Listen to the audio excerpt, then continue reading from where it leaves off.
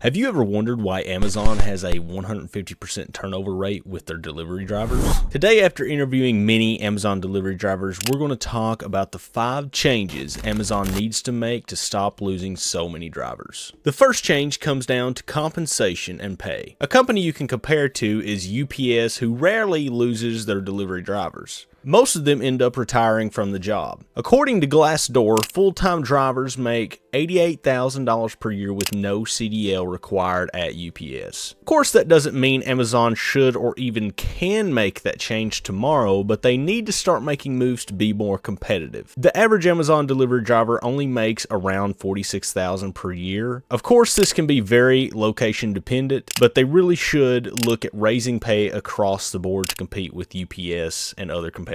Many drivers don't feel compensated enough for the amount of work the job demands day to day. Pair that with multiple reports of payroll issues like incorrect deductions, unpaid overtime, delayed payments, and unfilled promises of benefits like health insurance at certain DSPs. It makes for a really upsetting job experience. That leads us into the second change that they could make, which is balancing the workload and lowering the pressure put on drivers to deliver packages. At the end of the day, it's just a package. But the way Amazon's dispatch and owners of DSPs act, you would think each box is full of gold bars. From most of our interviews, the major concerns with workload come from the sheer amount of stops per person. Often 200 to 300 packages per shift, with many stops having multiple packages per stop. When you add stairs into the equations and apartment complexes, then you're in for a rough day. Most people reported their station had unrealistic timing expectations that forced drivers to rush, skip the protocols, and risk accidents with the vans just so they don't bring back any packages to the station. I don't know about you guys watching, but if my package is delayed a day, I'm not going to worry about it that much. Now, since drivers are so overloaded with stops, they don't have time for breaks, let alone have time to use the restroom, hence the infamous use of piss bottles. That leads us into the third change Amazon could easily make, which is set schedules and set break times for employees. We've had multiple people report that they were told at the end of the shift that they would be working the next day, even though they were scheduled to be off that day the whole week prior. Talk about not being able to plan things with the family. Let's not forget about the pressure from the dispatch while you take your lunch or 2 15-minute breaks. The constant need to pressure drivers to keep working, even if it's to use the restroom, is just flat out ridiculous. Better go grab your piss bottles. This all leads to employees feeling abused, and rightfully so. They can't schedule things outside of work, which can lead to relationship and mental health problems, and that really makes it hard to have a good work-life balance. The next change is a huge problem with this delivery job. Drivers are under constant surveillance. They're always watching every move they make. We're talking AI-powered cameras that track their face, their eye movements, their body language, GPS monitoring every single second, alerts that ding at you for yawning, for drinking coffee, for adjusting your posture. Drivers describe it as dystopian, like Big Brother is literally breathing down your neck for a 10 to 12 hour shift. And look, Amazon says this is all for safety, but here's the irony. Drivers have said this actually makes things less safe because when you're hyper focused on not triggering the algorithm, you're going to be stressed, you're going to be exhausted, you're trying to cut corners so you won't bring back packages at the end of the day.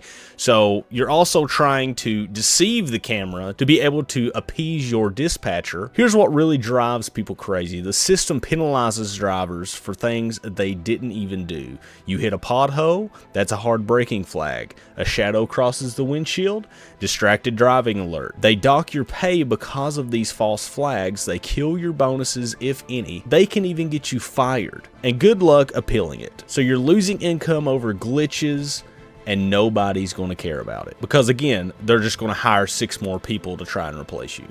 Cameras dehumanize the driver.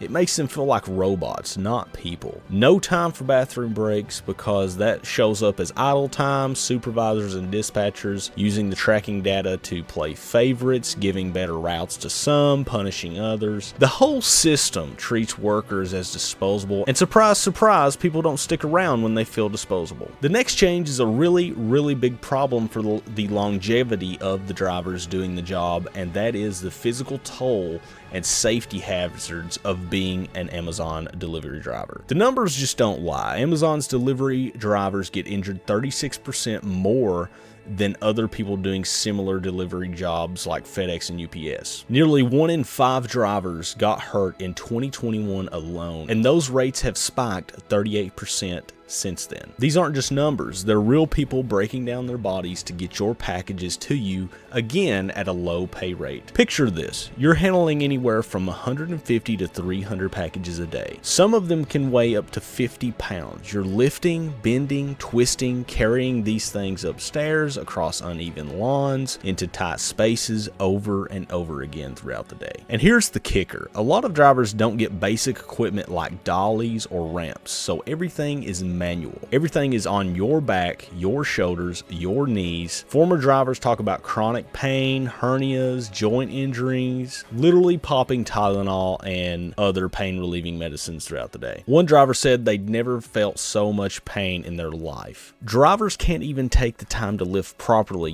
bend your knees, protect your back. There's no time for that when you've got 300 stops to hit in a day. Rush, break down your body. And the weather, it doesn't matter. You're still going to be delivering and slipping and falling. Routes don't get adjusted for weather. Heat advisory with 110-degree heat index, you're still out there. Snowstorm, keep it moving. Heavy rain, figure it out, don't fall. And get this, a lot of these vans don't even have working air conditioning. One driver literally collapsed from a heat stroke and fell downstairs because their van had no AC during a heat wave. No cooling vests, no cooling rags, no weather appropriate gear, just you versus the elements, with Amazon expecting the same productivity regardless. And what about dogs and hostile customers? Here's something people don't really talk about. Drivers regularly deal with aggressive dogs and sometimes customers. And what training or protection do they get? Basically nothing. They don't get pepper spray, no protocols, just good luck out there. Be sure to come back and survive. One driver said, "Nothing you bought is worth my safety." But dispatch doesn't care.